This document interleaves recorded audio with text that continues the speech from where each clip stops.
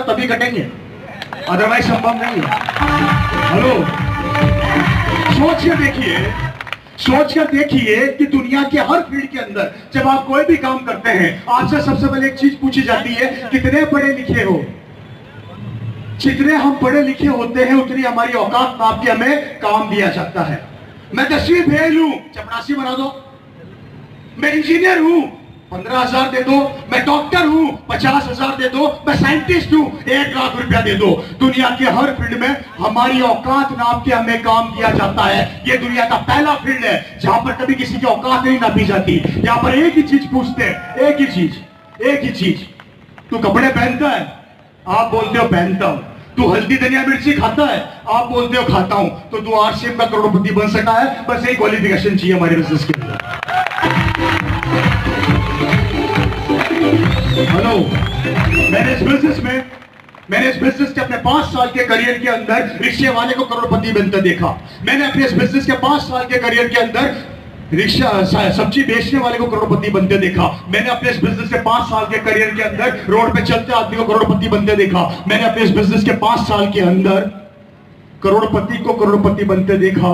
मैंने अपने इस बिजनेस के 5 साल के करियर के अंदर अच्छे खासे डॉक्टर इंजीनियर को करोड़पति बनते देखा। ये बिजनेस दुनिया का वो बिजनेस है जो किसी से धर्म नहीं पूछता, जात नहीं पूछता, समाज नहीं पूछता, स्टेट नहीं पूछता, डिस्ट्रिक्ट नहीं पूछता।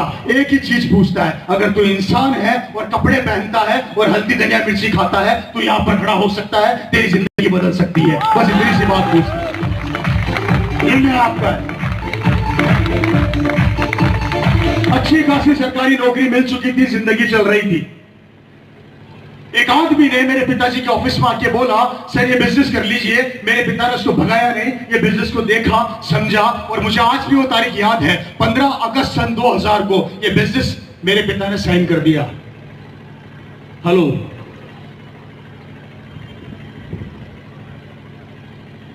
बिजनेस साइन करने के 1 महीना निकल गया, किसी ने आरसीएम ज्वाइन नहीं किया। मेरे परिवार के अंदर जितने रिलेशन वाले थे सबको बताया तो सबने मजाक बनाई, अड़ोसी पड़ोसी को बताया तो उन्होंने हंसी उड़ाई। 1 महीने के अंदर लगभग 1500 से 2000 लोगों ने मेरे पिताजी को साफ मना कर दिया, हम आरसीएम नहीं करेंगे। आज की तारीख में आप लोगों को अगर 2 आदमी मना कर देना हम आरसीएम नहीं करेंगे तो हम नेगेटिव हो जाते हैं। क्या हो जाते हैं सर? नेगेटिव हो जाते हैं। एक दिन मैंने मेरे पिता से पूछा, पापा सरकार आपको 25,000 रुपया सैलरी देती है, अच्छी खासी सरकारी नौकरी है, ये क्या कपड़े बेच रहे हो? बंद करो इस काम को। तो मेरे पिता ने मेरे को बोला कि तू इसका फ्यूचर नहीं जानता क्या होने वाला है, मुझे इसका फ्यूचर दिख रहा है और मैं तेरे को बताऊंगा ये क्या चीज होगी। ये बात मेरी ध्यान से सुनना और समझना। जो बात मैं आप लोगों को बोल रहा हूं वो बात मेरे पास उनकी 2001 की डायरी में आज भी लिखी हुई है, जो अभी हो रहा है। मैं रिपीट कर देता हूं, सन 2001 को उनकी जो डायरी थी, उस डायरी में जो उन्होंने भविष्य लिखा था वो आज हो रहा है। मेरे पास उसी से नोटेड था, वो उसी समय उन्होंने लिख दिया था आने वाले समय में क्या होगा। एक आदमी ज्वाइन नहीं हुआ सर, एक आदमी, पूरी कॉलोनी में बदनामी हो चुकी थी। सुबह सब्जी वाला सब्जी देने आता तो बोलता और आरसीएम कुछ आया क्या? शाम को दूध देने वाला दूध देने आता तो बोलता और आरसीएम कुछ आया क्या? और आया कुछ नहीं था, क्योंकि दिमाग का सेटिस्फेक्शन तो नोटों से होता है ना। आरसीएम से जब तक थोड़ी बारिश नहीं हो जाए शांति नहीं मिलती कलेजे को। शाम को मेरा परिवार घूमने निकलता था तो मेरे घर वालों का नाम रख दिया गया था आरसीएम। और आरसीएम कहां जा रहे हो? मेरे पिताजी का नाम था आरसीएम 1, मेरा नाम था आरसीएम 2, मेरी मम्मी का नाम था आरसीएम 3, मेरी बहनों का नाम था आरसीएम 4 और 5। मेरे पिताजी ने इस बिजनेस के लिए अपनी नौकरी साइड में रख दी। एक आदमी जो एसी कैबिन के अंदर बैठा रहता था आज भैंसों के तबेले में जाके सो रहा है। एक दिन गुस्से में आके मैंने मेरे पिताजी से पूछा कि पापा सरकार आपको 25,000 रुपया सैलरी देती है, बंद करो इस काम को। पूरी कॉलोनी आप पर हंस रही है, पूरे जयपुर के अंदर बदनामी हो चुकी है। ज्वाइनिंग 1 नहीं हुई, पैसा 1 नहीं आया और टेंशन इतनी सारी ले चुके आप। आपके साथ भी होता होगा। किसके साथ हो रहा है भाई? जिंदगी बदलने वाली है। क्योंकि जब जब आपकी बदनामी चालू हो जाए, लोग आप पे हंसना चालू कर दें और लोग आपको आरसीएम का पागल बोलना चालू कर दे, समझ लो सफलता आने वाली है। क्योंकि पागल पागल ही इतिहास रचता है। पागल ही, मैं नहीं कहता, लोग कहते हैं कि पागल इतिहास रचता है और समझदार लोग उस इतिहास को पढ़ते हैं। अब आप लोग पागल बनना चाहते हो, समझदार रहना चाहते हो? मेरे पिताजी सन 2000 में पागल बने, इसलिए यहां पर खड़ा हूं।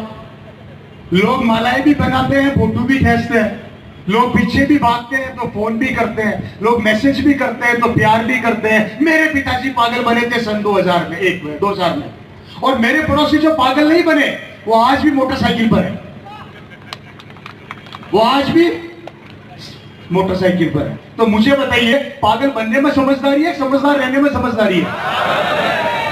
पागल बनने में समझदारी है ना? 5 साल इस आरसीएम बिजनेस का पागल बन जाना, मैं वादा करता हूं पड़ोसी रिश्तेदार एक दिन आपके पीछे घूमेंगे और पैसा तो ऐसे आएगा कि आप लोग कमाने के लिए दौड़ोगे और वो वक्त आ जाएगा कि आप ही लोग आने वाले 5 साल बाद पैसा खर्च करने के लिए दौड़ोगे, लेकिन पैसा आता खत्म नहीं होगा। 5 साल सिस्टम का पागल बन जाना, मेरी जिंदगी बदल जाएगी। 5 साल। हेलो, समझ में आ रही है बात? ओपन ग्राउंड में मैंने मीटिंग पहली बार करी है, फंक्शन सेलिब्रेशन तो बहुत सारे किए। अब मेरे को समझ में ये नहीं आ रहा कि समझ में आ रहा है कि नहीं आ रहा है? सब अपने अपने एंटीने खड़े करो एक बार, जिन जिन को समझ में नहीं आ रहा। बात को ध्यान से सुनो। हेलो,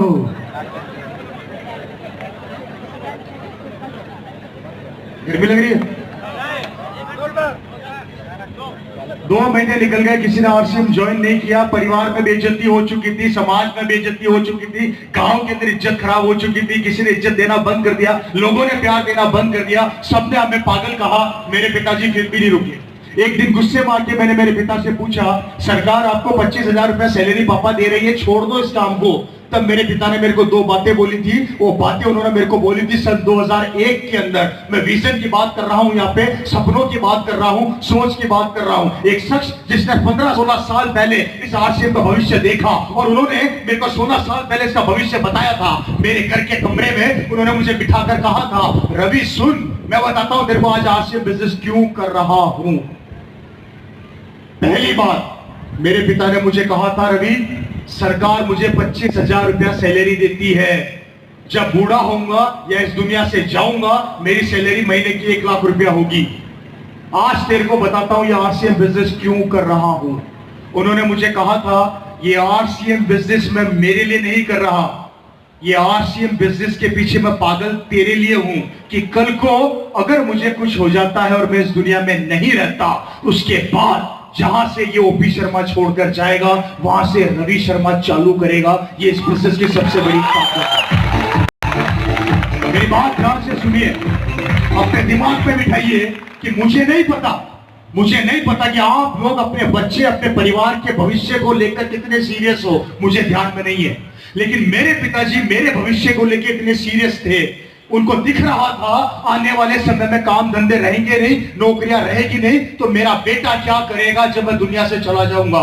उनकी वो सोच जो 16 साल पहले उनको दिख रही थी, आज उस सोच के कारण ये रवि शर्मा यहां पर मौजूद है। मेरी जिंदगी मेरे पिता की मेहनत के कारण 180 डिग्री कोण से बदल गई और आज यही रवि शर्मा अपने पिता की मेहनत को आगे तक बढ़ा के ले जा रहा है। लेकिन बात यहां पर यह आती है कि मेरी जिंदगी तो बदल गई, लेकिन आपकी और आपके परिवार की जिंदगी क्या होने वाली है,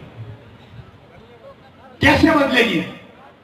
नहीं बदलेगी आरसीएम से। मैं कारण बताता हूं आप लोगों को, वो इसलिए नहीं बदलेगी, अभी बाहर निकल के एक आदमी सुई लगाएगा और आपकी हवा निकाल देगा सारी की सारी, और ये फैक्ट है, ये कड़वा सत्य है।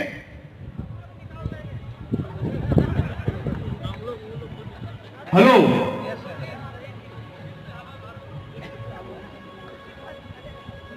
आप लोग कारों में आए, मोटरसाइकिल पे आए नहीं है? आपकी गाड़ी का टायर खोलूंगा तो प्यार करोगे या पीटोगे? आपकी मोटरसाइकिल का टायर चुराऊंगा तो प्यार करोगे या पीटोगे? 1-2 हजार रुपए के टायर के लिए मेरे को पीटने को तैयार हो गए। एक पड़ोसी आपके सपने चुरा के ले जा रहा है, उससे कुछ नहीं कह रहे हो, क्यों?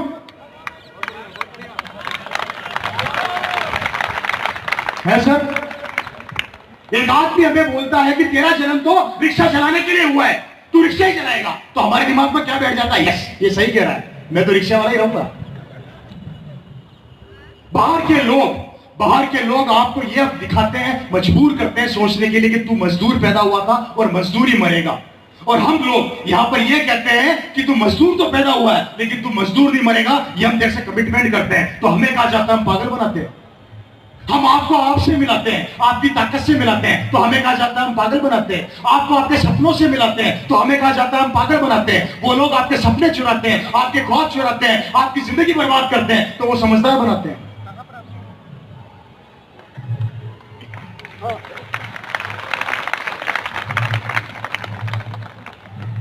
अगर मेरे पिताजी की हवा, अगर मेरे पिताजी का जोश सन 2000 में खत्म हो जाता या निकल जाता, तो मुझे बताइए आज मैं यहां पर होता क्या?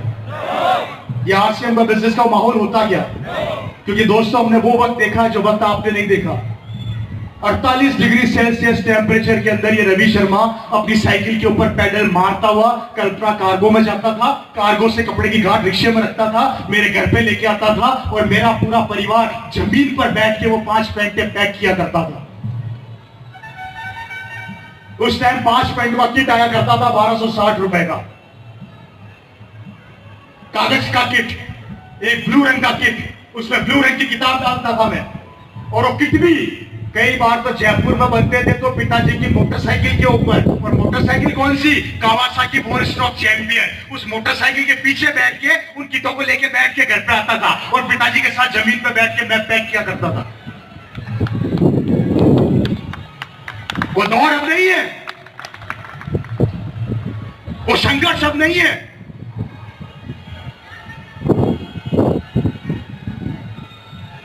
खानदान ने साथ छोड़ दिया, रिश्तेदारों ने मुंह मोड़ लिया, पड़ोसी दूर हट गए, ऑफिस की नौकरी खतरे में पड़ गई, कुछ नहीं बचा था।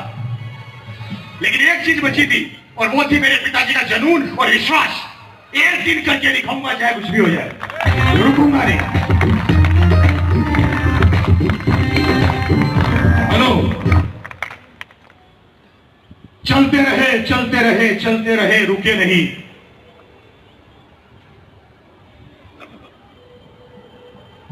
और तो नहीं हो रहे? आगे बढ़ू। पहला फोरम साइन कराया, पिताजी का बचपन का दोस्त। आदमी टारगेट करता है ना दोस्तों को, आप भी सबसे पहले दोस्तों के पास जाते हो। मेरे पिताजी का बचपन का दोस्त, उसने बोला, मेरे पिता ने उसको बोला एक बिजनेस आया तेरे पास लेकर आ रहा हूं। मेरे पिताजी ने बोला, उस दोस्त ने बोला आ जाओ। जयपुर से 250 किलोमीटर दूर जोधपुर, नाम सुना है जोधपुर का? जोधपुर बड़ी प्यारी जगह है, जो वहां पर जाता है वही का होके रह जाता है। जैसे सलमान खान, मदिलपा महीना, आसाराम जी, सोच समझ के जाना, बड़ी प्यारी जगह है। जोधपुर से 50 किलोमीटर पहले एक गांव पड़ता है जिसका नाम है नीमाच। मेरे पिता का बचपन का दोस्त, जिसने मेरे पिताजी के साथ वो गरीबी देखी थी कि मेरे पिताजी संघर्ष कैसे करते थे, उसके पास ये बिजनेस लेकर गए 250 किलोमीटर दूर। और साथी ने, पिता के दोस्त ने, पता है मेरे पिता को क्या बोला? 4 दिन बाद आना, वापिस भेज दिया। मेरे पिताजी 4 दिन बाद एग्जैक्ट टाइम के ऊपर फिर पहुंच गए साइन कर। उस आदमी ने बोला आहा तू एक काम कर, 3 दिन बाद आ। मेरे पिताजी ने बोला अच्छा, मैं 3 दिन फिर आऊंगा। मेरा नाम भी ओपी शर्मा है, अगर तू इतना शाना है तो मैं भी तेरा बाप को शानी बनता है। 3 दिन बाद मेरे पिताजी फिर पहुंच गए, साइन कर। वो बोला 2 दिन बाद आना। ओके, 2 दिन बाद आऊंगा। एक आदमी साइन कराने के लिए नौकरी पेशा इंसान 250 किलोमीटर दूर जाता था मात्र एक फॉर्म साइन कराने के लिए। बात समझना, बात की डेप्थ समझना। क्या बोल रहा हूं मैं? सफलता इम्तिहान लेती है, आसानी से नहीं मिलती, ऊपर वाला भी देता है तो। लेकिन आप लोग छप्पर बनाओगे नहीं तो ऊपर वाला फाड़ेगा क्या? छप्पर तो बनानी पड़ेगी। 250 किलोमीटर दूर मेरे पिताजी फिर चले गए साइन कर। उसने बोला ओके, पीछा छुड़ाने के लिए साइन कर दिया। मेरे पिताजी ने बोला मीटिंग रखना, मैं 2 दिन बाद फिर आऊंगा, 4 आदमी बिठा देना। उसने बोला अच्छा, अब 4 बिठाने भी पड़ेंगे? 4 नहीं, तेरे को 8 बिठाने पड़ेंगे, 16 बिठाने पड़ेंगे, मैं फिर आऊंगा। 2 दिन बाद फिर पहुंच गए, एक भी आदमी नहीं बैठा। मेरी बात समझ रहे हैं? 2 दिन और निकल गए, मेरे पिताजी ने बोला आदमी बिठा। मेरे पिताजी फिर पहुंच गए, एक भी नहीं बैठा। 1 महीने चक्कर लगाने के बाद 2 लोग मिले, मात्र 2 लोग। कितना दूर जाते थे वो? कितना दूर जाते थे वो? कितना दूर जाते थे वो? उसके बाद उस आदमी ने 2 बिठाए, 2 के 4 हुए, 4 के 8 हुए। और आज वो आदमी इस बिजनेस का बहुत बड़ा अचीवर है, जिसका नाम आप सब जानते हो। और उस आदमी का नाम है विजेंद्र सिंह राठौर, जो इस बिजनेस का डायमंड है। हेलो, कारण चलना, रुकना नहीं। कोई कुछ भी बोले थमना नहीं। अपने सपनों से समझौता मत करना, चाहे आपके घर वाले आपको रोके, चाहे आपके बच्चे आपको रोके। हमने भी रोका था, लेकिन वो रुके नहीं। चलना, चलता रहे, चलते रहे, चलते रहे, चलते रहे। सफलता मिलती गई, मिलती गई। क्यों? क्योंकि उन्होंने कभी जिंदगी में हार नहीं मानी, नौकरी को साइड में रख दिया, नौकरी से इस्तीफा दे दिया। एक ही चीज नजर आती थी, और वो थी आरसीएम, आरसीएम, आरसीएम। कारण उनको भविष्य नजर आ रहा था। जो लोग विजनरी होते हैं ना, विजनरी, वो लोग आसमान को छूते हैं। और जिनके पास विजन नहीं होता ना, वो उन छुए आसमान लोगों की कहानी अपने बच्चों को सुनाते हैं। याद रखना मेरी बात, या तो कहानी सुनने वाला बन जाओ, या इतिहास रच दो। कहानी बन जाओगे तो लोग याद रखेंगे, और कहानी सुनाओगे तो बच्चे दूसरों को याद रखेंगे, आप दूसरों को याद रखोगे। अब सोच लो क्या बनना है। ओपी शर्मा जी आरसीएम की कहानी बन गए, इसलिए आप लोग याद रखते हो। रवि शर्मा इस बिजनेस की कहानी बन गया, इसलिए आप लोग याद रखते हो। याद रवि शर्मा को नहीं रखते, याद रवि शर्मा की कहानी को रखते हो। इसी तरीके से कहानी बन जाओगे तो दुनिया याद रखेगी, और कहानी बोलोगे तो लोग आपकी कहानियां सुनाएंगे। कब क्या करना है और क्या नहीं करना आपको सोचना है। कहानी सुनाएंगे। 23 फरवरी 2012 मेरे पिताजी का देहांत हो गया। मुझे आज अच्छे से याद है, ये रवि शर्मा अपनी गाड़ी के अंदर बिठा के मेरे पिताजी को हॉस्पिटल लेकर गया था। मैं चलकर गए थे, मेरे पिताजी चलकर, अपने पांव पर मेरे पिताजी चलकर हॉस्पिटल गए थे। और जब वापस आए तो उनकी डेड बॉडी आई। सिर्फ 5 दिन हॉस्पिटल में रहे थे, और 5वें दिन की सुबह 4 बजे मेरे पिताजी इस दुनिया से चले गए। एक आदमी चलकर अपने पांव पर हॉस्पिटल जाता है और उसकी डेड बॉडी आती है। बुरा वक्त, बुरी घटना कभी कहकर नहीं आती कि मारा। मैं माफी चाहूंगा आप सभी लोगों से, मैं एक बहुत गलत बात बोलने जा रहा हूं। यहां से बाहर निकले और सामने से आती है गाड़ी ने आपको ठोक दिया, और आप भगवान को प्यारे हो गए, इस दुनिया में ना रहे। भगवान ने करे कि ऐसा कुछ हो गया, तो उसके बाद आप कल्पना करिए कि आपके परिवार, आपकी फैमिली के पास क्या रहेगा। क्या जो व्यापार आप कर रहे हैं आपका बच्चा कर लेगा आसानी से? जो नौकरी आप कर रहे हैं आपका बच्चा कर लेगा आसानी से? तब क्या करेगा? मेरे पिता ने विजन देखा इस बिजनेस में, यहां खड़ा हूं। पिताजी दुनिया से गए तो आरसीएम मेरे पास आ गया। मैंने इस बिजनेस को देखा, संभाला, और कोशिश कर रहा हूं बेहतर करने की। क्यों? क्योंकि उन्होंने विजन देखा, सपना देखा। लेकिन आपने अपने परिवार, अपने बच्चे के लिए क्या सपना देखा?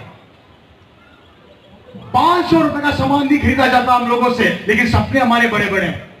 पिकअप सेंटर में जाते हैं, सामान कितना खरीदा? 100 रुपए का, और सपने बंगले के। कैसे पूरे होंगे?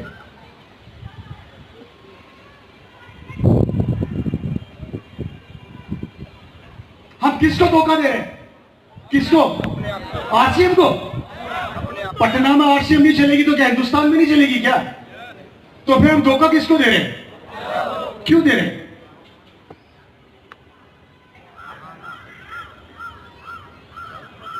हम धोखा अपने आप को दे रहे हैं, हम धोखा अपने परिवार को दे रहे हैं, हम धोखा अपने आने वाली पीढ़ियों को दे रहे हैं, हम धोखा अपने बच्चों को दे रहे हैं, हम धोखा आरसीएम को दे रहे हैं। तो क्यों दे रहे हैं और कब तक दोगे? कब तक?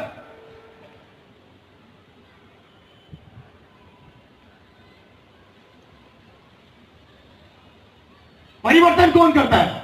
गाय भैंसे, जानवर कौन करता है? और हम कौन है? तो हम क्यों नहीं कर सकते?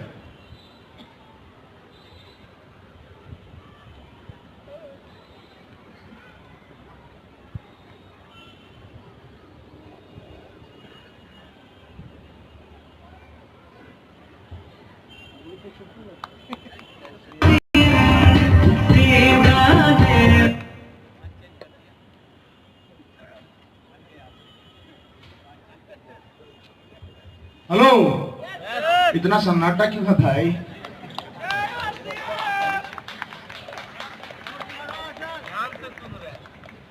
ध्यान से सुनिए, समझ लीजिए। मैं फिर बता रहा हूं दोस्तों, आज मेरी जिंदगी 180 डिग्री कौन से बदल गई। सब कुछ है मेरे पास, सब कुछ। मैं आज सिर्फ पैसे के लिए नहीं कर रहा। लोग मुझे बोलते हैं रवि जी आप सबसे बड़ी पिन पर हूं, सबसे बड़ा पैसा आता है, लेकिन इस पैसे के पीछे की मेहनत किस किसने देखी? सचिन तेंदुलकर क्रिकेट का भगवान है, लेकिन भाई सचिन तेंदुलकर जब नेट पर प्रैक्टिस करता था हमने देखा, 18-18 घंटे पसीना बहाता था हमने देखा।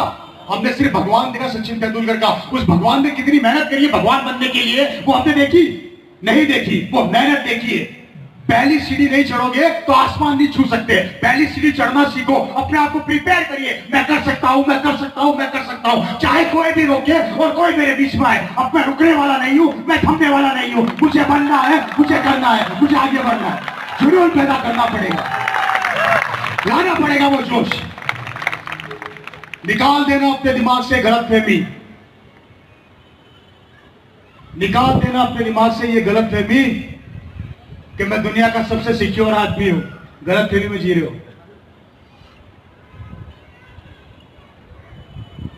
मुझे लोग बोलते हैं कि सर हमें आरसीबी की क्या जरूरत है? मेरा बेटा स्कूल का टॉपर है, मेरा बेटा 95% से पास हुआ है। तो आपकी नॉलेज के लिए बता देता हूं, 98% वाले मार्केट में पहले ही घूम रहे हैं। लोग मुझे बोलते हैं सर हमें आरसीबी की क्या जरूरत है? हमारे पास तो पैसा ही पैसा है, हमारे पास तो करोड़ों की प्रॉपर्टी है। तो आप लोग भी अपने दिमाग से गलतफहमी निकाल देना। करोड़पति आप हो, आपका बेटा नहीं है। धीरू भाई अंबानी के 2 बेटे थे और हैं, कौन कौन से हैं? और सबसे पैसे वाला कौन है? और अनिल अंबानी की क्या हालत चल रही है पता है? बैंक करप्ट हो चुका है, बैंक करप्ट होने वाला है, कर्जा है उसके ऊपर। जब धीरू भाई अंबानी के दोनों बेटे एक जैसे नहीं हो सके तो हम क्या गारंटी लेते हैं कि हमारा बेटा हमारा जैसा हो जाएगा? क्या है? क्या करोगे, क्या करोगे? मेरे राजस्थान के अंदर मेरे पड़ोसी के पास जमीन हुआ करती थी 20 बीघा। पिताजी एक्सपायर हुआ, लड़के ने जमीन बेची, पैसा आया 20 करोड़। बेटा याश था, रोज शाम को, समझ गए, गाड़ियां खरीद ली। 6 साल लगे, 20 करोड़ साफ। जयपुर के अंदर ओला कैब चलाता है। एक जमाने में पिताजी करोड़पति थे, बेटा ओला कैब चला रहा है। आप करोड़पति हो, भगवान ने करे आपका बेटा अच्छा नहीं निकला, तब क्या होगा आपकी आने वाली जनरेशन, आपकी पीढ़ी का?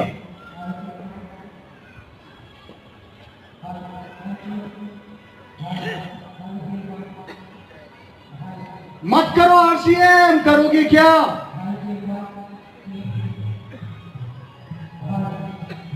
हमारे राजस्थान में वैकेंसी निकली जोधपुर के अंदर, 10,000 बच्चों को कांस्टेबल बनाएंगे। कितने सर? मैं आंकड़े बता रहा हूं, मेरा दिमाग खराब हो गया था सुन के। 20 लाख बच्चों ने एग्जाम दिए। कितने सर? राजस्थान के अंदर 10,000 बच्चों के लिए वैकेंसी निकली। 10,000 बच्चों के लिए वैकेंसी निकली, 20 लाख बच्चों ने एग्जाम दिए। 20 लाख में से 10,000 बच्चों को नौकरी मिल गई। 19,90,000 बच्चे सड़क पे आज भी स्ट्रगल कर रहे हैं। अब मुझे बताइए उनका भविष्य क्या होगा? अब आप बोलेंगे 3 महीने बाद फिर एग्जाम देंगे, तो 3 महीने बाद वो बच्चे 20 लाख नहीं होंगे, 40 लाख हो जाएंगे। तब क्या करेंगे?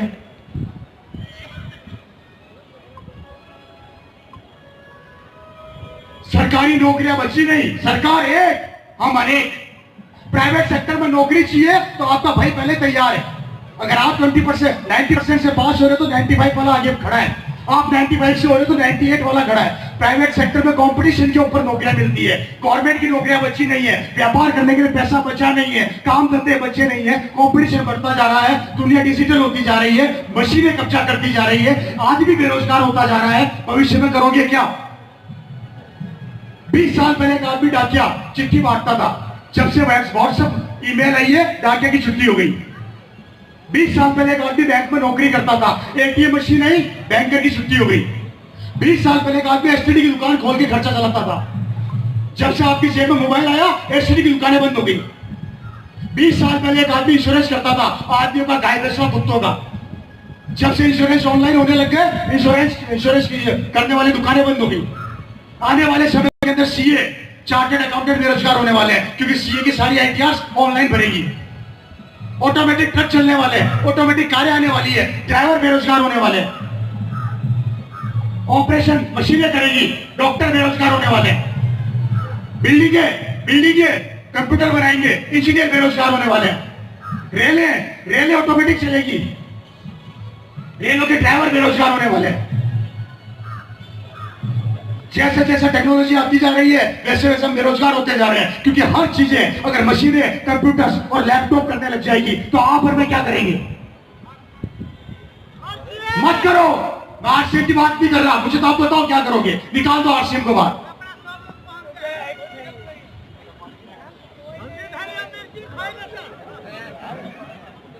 क्या करोगे?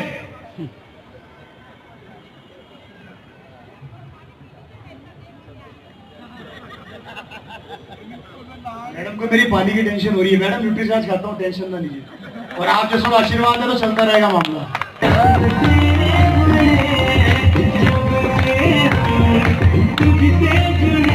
सोच कर बताइए मेरे को, जब डिजिटल आने वाला समय कंप्यूटराइज होगा, मशीनें करेंगी, आप और मैं क्या करेंगे? माफी चाहता हूं, दिल्ली की हालत देखिए आप। एक आदमी घर से निकलता है लैपटॉप लेके, कार में बैठा बैठा काम करता है, काम बंद करता है, घर जाता है तो गाड़ी में खाता है, गाड़ी में ही सोता है। बॉम्बे के अंदर एक आदमी ट्रेन के अंदर जिंदगी निकाल देता है। क्या करोगे?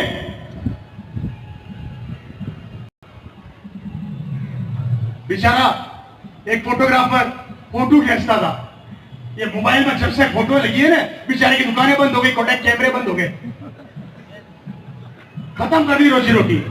ये यहां पर ये भाई साहब खड़े हैं, ये इस जगह पे एक जमाने में कैमरा हुआ करता था, मोबाइल लगा दिया।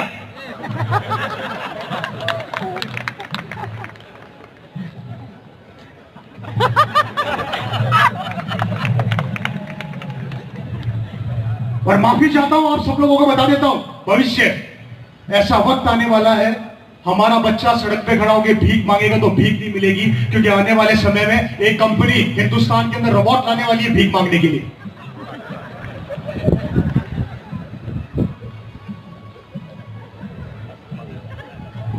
कोई रास्ता है?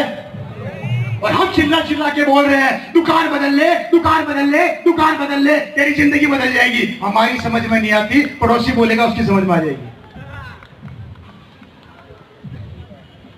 मत खाइए आरसीएम से, खाइए बाजार से। बड़ा दुख होता है मुझे ये जानकर, शाहरुख खान का बेटा क्या करेगा हम सबको पता है, अमिताभ बच्चन का बेटा क्या करेगा हम सबको पता है, धीरूभाई अंबानी के बेटे क्या करेंगे हम सबको पता है, लक्ष्मी मित्तल का बेटा क्या करेगा हम सबको पता है, लेकिन हमारा बेटा क्या करेगा हमें पता ही नहीं।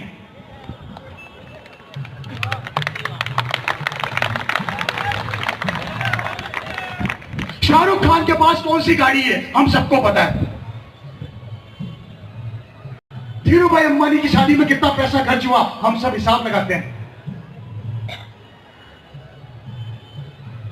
अमिताभ बच्चन की कौन सी पिक्चर आने वाली है हम सबको पता है, साउथ की पिक्चर आई करोड़पति बना दिया हम लोगों ने, कटप्पा बाहुबली हम सबको पता है, लेकिन हमारी जिंदगी क्या होने वाली है पता नहीं, हमारा बेटा कौन सी गाड़ी में घूमेगा पता नहीं, हमारा बच्चा जिंदगी में क्या करेगा पता नहीं, उसके पास गाड़ी भी होगी कि नहीं होगी पता नहीं, बेटा हमारा है इसलिए निकम्मा है,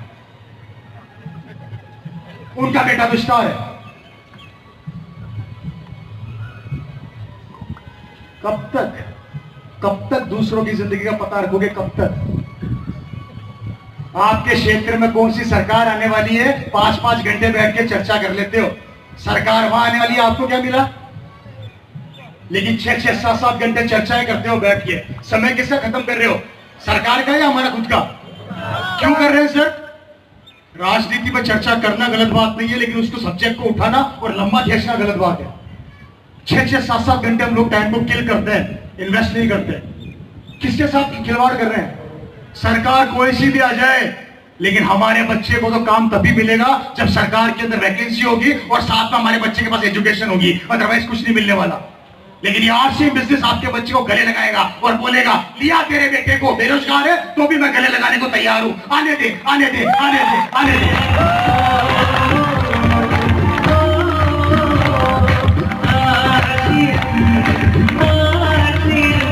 हेलो, कब तक ऐसी जिंदगी जियोगे दोस्तों? जी लो, आज जी लो। आने वाले 20 साल बाद आपका बेटा कैसे जिएगा, आपकी जनरेशन कैसे जिएगी। और याद रखना, जब 20 साल बाद आपका बेटा मेरी उम्र का हो जाएगा और उसे काम नहीं मिलेगा तो पता है उसको क्या बोलोगे? अरे निकम्मे, तेरे को पैदा करके पछता रहे। जबकि दोष बेटे का नहीं है, दोष एजुकेशन का नहीं है, दोष किसी चीज का नहीं है, दोष है कंपटीशन का जो बढ़ता जा रहा है। आज से 25 साल 30 साल पहले जो पेट्रोल 5 रुपए लीटर हुआ करता था 50 रुपए पहुंच गया। आज से 20-30 साल पहले जो दालें 10 रुपए में मिला करती थी 100 रुपए पहुंच गई। आज से 20-30 साल पहले हम लोग जो कपड़े पहनते थे 500 रुपए में ड्रेस आया करती थी, 200 रुपए में ड्रेस आया करती थी, 2000 पहुंच गई। महंगाई बढ़ती जा रही है, इनकम वही की वही है। खर्चे बढ़ते जा रहे हैं, इनकम वही की वही है। परिवार बढ़ते जा रहे हैं, इनकम वही की वही है। एक जमाने में परिवार के अंदर 5 आदमी काम करते थे, 5 खाते थे। अब 1 आदमी काम करता है और 5 खाते हैं। और आने वाले समय में एक भी काम नहीं करेगा और परिवार भूखा पड़ेगा। कारण सब कंप्यूटर करेंगे, लैपटॉप करेंगे। तब क्या करोगे?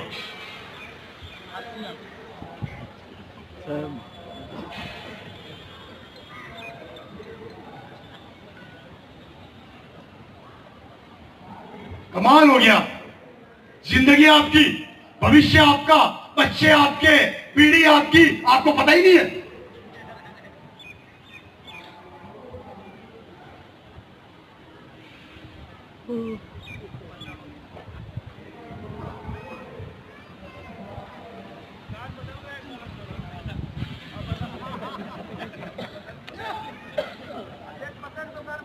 कितने लोग हैं जो अपने आप के लिए अपनी जिंदगी के 5 साल अपने आप को देना चाहते हैं। मैं सिर्फ आपकी जिंदगी के 5 साल मांग रहा हूं। आपकी उम्र 50 साल 45 साल 100 साल मुझे नहीं पता, मैं 5 साल मांग रहा हूं। 5 साल मेरे कहने पे काम करना चालू कर दो। ये रवि शर्मा जैसे पागल यहां पर आते रहेंगे और आपके बिजनेस को बड़ा करते रहेंगे, लेकिन आपका साथ जब तक मेरे हाथ में नहीं मिलेगा ये दुनिया नहीं बदल सकती। अकेला रवि शर्मा कुछ नहीं कर सकता, लेकिन अगर आप लोगों ने अपना हाथ मेरे हाथ पे रख दिया तो मैं वादा करता हूं एक दिन आपके बेटे को यहां पर लाके खड़ा कर दूंगा और दुनिया उसके लिए तालियां बजाएगी, दुनिया उसको सलाम करेगी। लेकिन देखना तो देखो तो सही। हेलो हेलो, करना चाहते हैं, बदलना चाहते हैं जिंदगी, या भीड़ का हिस्सा बनना चाहते हो? कितने लोग हैं जो अपने बेटे को नौकर बनाएंगे? एक भी नहीं है। कमाल हो गया ये तो। सब मालिक बनाओगे? मैंने पूछा कितने बेटे, कितने लोग अपने बच्चे को नौकर बनाएंगे? एक ने हाथ खड़ा नहीं किया। और घर जाकर उसको यही सिखाएंगे निकम्मे, अच्छी पढ़ाई करते नौकरी मिल जाएगी। तो झूठ किससे बोल रहे हो? फिर किससे